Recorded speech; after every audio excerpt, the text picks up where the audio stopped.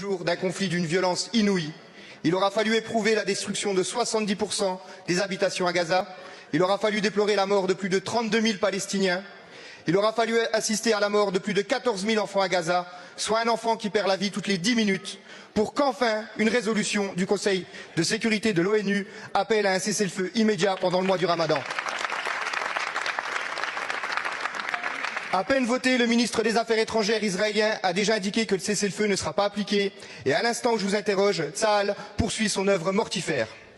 En octobre 2022, Emmanuel Macron déclarait à Rome « Il faut beaucoup de courage et vouloir la paix. Et les vrais courageux sont là. » Alors, Monsieur le Premier ministre, faites preuve de courage. Que la France dépose une résolution au Conseil de sécurité pour demander un cessez-le-feu permanent. Que la France reconnaisse l'État de Palestine. Il aura fallu attendre 169 jours d'un conflit d'une violence inouïe. Il aura fallu éprouver la destruction de 70% des habitations à Gaza. Il aura fallu déplorer la mort de plus de 32 000 Palestiniens. Il aura fallu assister à la mort de plus de 14 000 enfants à Gaza, soit un enfant qui perd la vie toutes les 10 minutes, pour qu'enfin une résolution du Conseil de sécurité de l'ONU appelle à un cessez-le-feu immédiat pendant le mois du Ramadan.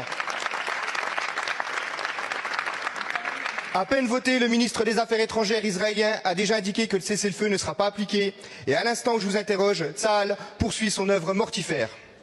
En octobre 2022, Emmanuel Macron déclarait à Rome « Il faut beaucoup de courage et vouloir la paix. Et les vrais courageux sont là. » Alors, Monsieur le Premier ministre, faites preuve de courage. Que la France dépose une résolution au Conseil de sécurité pour demander un cessez-le-feu permanent. Que la France reconnaisse l'État de Palestine.